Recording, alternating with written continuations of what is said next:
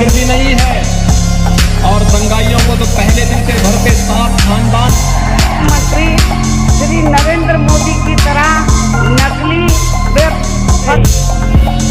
और जो हमें खाद मिल रही, यूरिया मिल रही है, बाहुबली थे, दूरबीन लेकर मैं ढूंढता हूँ।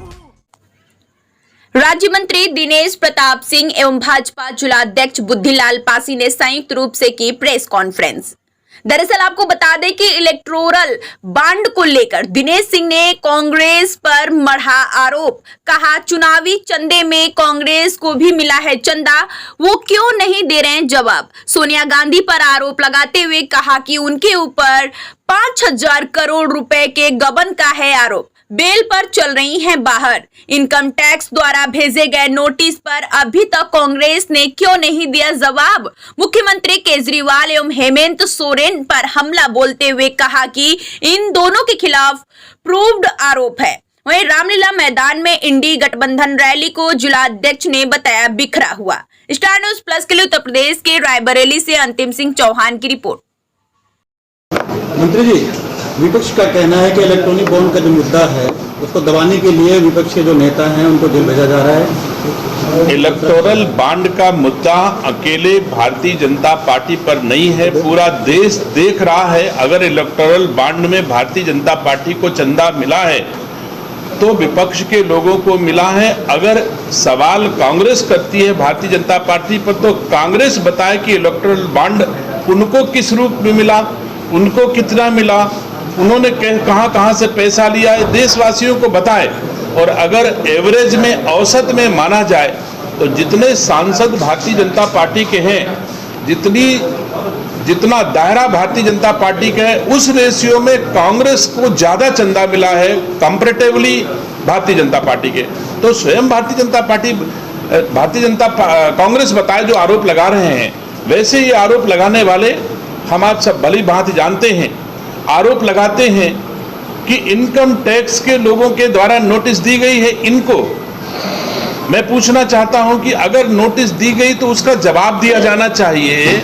अगर आपने टैक्स भरा है तो उसका जवाब दीजिए। ये तो संवैधानिक संस्थाएं देश में काम कर रही है, सबको नोटिस होती है, आप जवाब दे दीजिए। देश के सामने कहना कि मेरे खाते सीज किए गए हैं, बजाय इसके संवैधानिक संस्थाओं ने अगर कोई पत्र लिखा है तो उसको जवाब दिया जाना चाहिए।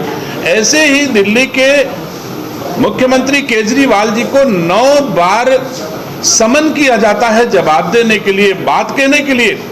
वो नहीं जाते हैं और ये इंतजार करते हैं कि चुनाव का समय करीब आ जाए तो हम इसको विक्टिम कार्ड खेलें कि मैं सफरर हूं और जनता का वोट लूट सके विक्टिम कार्ड खेल करके।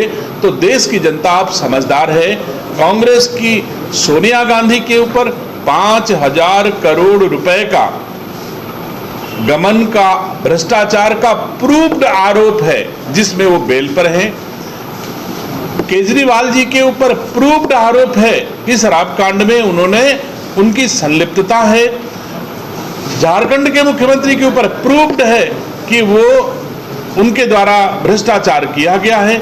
और ये सारे लोग माननीय न्यायालयों में गए हैं। अगर सरकार संवैधानिक संस्थाओं के द्वारा लगाए गए आरोप गलत होते तो माननीय न्यायालय इनको राहत देता और लगाने वाली संवैधानिक संस्थाओं के खिलाफ कार्रवाई करता। लेकिन देश की किसी भी न्यायालय ने इन लोगों को, जो संवैधानिक संस्थाओं ने आरोप लगाए हैं, उनको सही माना है और इनको राहत नहीं दिया है। इससे ये स्पष्ट है कि संवैधानिक संस्थाएं देश के यशस्वी प्रधानमंत्री मोदी जी के नेतृत्व में सही काम कर रही हैं। जनता की गाढ़ी कमाई के पैसे पर लूट न हो, रोका जा सके, इसके लिए देश की संवैधानिक संस्थाएं काम कर रही हैं। जो आम आदमी पार्टी है अथवा जो भी इंडी गठबंधन के लोग हैं, वैसे तो मैं और हमारे देशवासी इस बात को भली बात समझते हैं कि जो गठबंधन बना था वो गठबंधन आज की तारीख में नहीं रहा। उस गठबंधन के अधिकतम लोग टूट गए हैं, चाहे वो ममता बनर्जी जी हो, चाहे वो बिहार के मुख्यमंत्री जी हो, चाहे वो उत्तर प्रदेश के जयंत चौधरी जी हो, बहुत सारे लोग टूट गए हैं। तो अब इंडिया गठबंधन कहाँ रहा? कहते हैं मीटिंग इंडिया गठबंधन की रामलीला मैदान में हुई। मैं पूछना चाहता हूं कौन से गठबंधन की मीटिंग हुई? सब लोगों ने अपनी अपनी बात कही। लोग इकट्ठा हुए कि अरविंद केजरीवाल भीड़ इकट्ठा करेंगे और ये कहा गया कि अरविंद केजरीवाल जी को न्याय मांगने के लिए रैली की जा रही है। और जब रैली होती है तो कांग्रेस कहती है हमारे खाते सीज कर दिए गए। झारखंड के मुख्यमंत्री कहते हैं मेरे साथ अन्याय हुआ। कोई आदमी केजरीवाल की बात कहने वाला रामलीला मैदान में नहीं था। सब अपने अपने भ्रष्ट आचरण आरोपों के बारे में सफाई दे रहे थे और वैसी सफाई जिसको न न्यायालय ने स्वीकार किया है न देश की जनता ने स्वीकार किया है। मैं उम्मीद करता हूं देश के यशस्वी प्रधानमंत्री जी के नेतृत्व में संवैधानिक संस्थाएं अच्छे से काम करेंगी। देशवासियों का पैसा भ्रष्टाचार की भेंट चढ़ने नहीं पाएगा। देशवासी देश के यशस्वी प्रधानमंत्री जी के हर काम के साथ खड़े हैं। ये इस बात का सबूत है कि 2014 में हो, चाहे 2017 में हो, चाहे 2022 में हो और चाहे आने वाले 2024 में है, देशवासी देश के यशस्वी प्रधानमंत्री जी के क्रियाकलापों, कार्यों, आचरण, व्यवहार और सेवा से संतुष्ट है। इसीलिए लगातार उनको चुन रहे हैं। और जो भ्रष्टाचार में आरोप में लिप्त हैं वो लोग लगातार नीचे गिरते जा रहे हैं। दोनों को जनता स्वयं प्रमाण दे रही है। अध्यक्ष जी, आज मीडिया से मिलने का क्या आपका उद्देश्य है? आज रायबरेली जनपद में मीडिया के साथियों से मिलने का बहुत बड़ा एक विषय है। कल दिल्ली में रामलीला मैदान में जिस तरह से इंडी गठबंधन के भ्रष्टाचारी लोगों ने रैली की और एक भ्रष्टाचारी मुख्यमंत्री या भ्रष्टाचार और ठगी में झूठ बोलने वालों का जो गिरोह है, इंडी गठबंधन के नाम से जो है जाना जाता है, उन लोगों ने भ्रष्टाचारी को बचाने के लिए रैली की।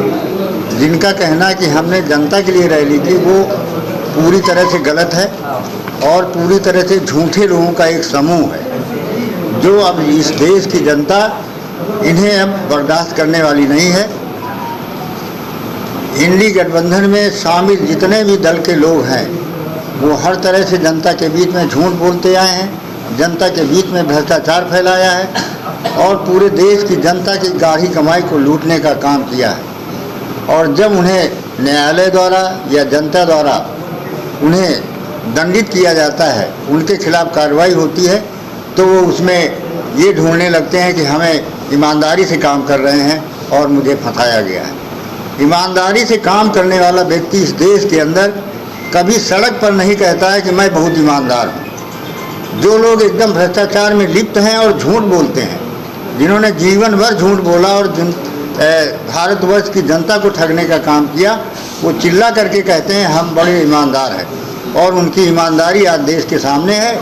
आज वो जेल के अंदर है, न्यायालय ने अपना न्याय दिया है और इसके खिलाफ पूरे देश में ऐसे लोगों के खिलाफ जनता पूरी तरह से तैयार है। आने वाले चुनाव में वह इन झूठे लोगों का, भ्रष्टाचारी लोगों का डटकर मुकाबला करेगी और इन्हें जो है इस सत्ता से आने के लिए वो हमेशा के लिए हटा देगी। और इन भ्रष्टाचारियों को जिस तरह से अभी तक जनता ने हटाया है, आगे इन्हें कभी जनता, भारतीय जनता पार्टी के साथ लोग रहेंगे और इन भ्रष्टाचारी लोगों को इस देश में कभी भी वो स्वीकार नहीं करेगी। अध्यक्ष जी, विपक्ष का कहना है कि जो इलेक्ट्रॉनिक बॉन्ड का जो मुद्दा है उसको दबाने के लिए विपक्ष के जो नेताओं को जेल भेजा जा रहा है, उनके पास कोई मुद्दा नहीं है। ये तो वो जानते ही नहीं है क्या सीट से लेके क्या पहले वो स्थिति है क्या कि मैं समझता हूं कि टिकट में कहीं देरी नहीं हो रही है। जो प्रक्रिया हम आप सब देख रहे हैं, जो परंपरा हम आप सब पहले से देखते आए हैं, पिछली बार भी रायबरेली से भारतीय जनता पार्टी ने 3 अप्रैल को टिकट घोषित किया था और लगभग अभी 3 अप्रैल आने वाला है। तो मैं नहीं समझता कि अभी भारतीय जनता पार्टी की तरफ से हम कहीं लेट हैं।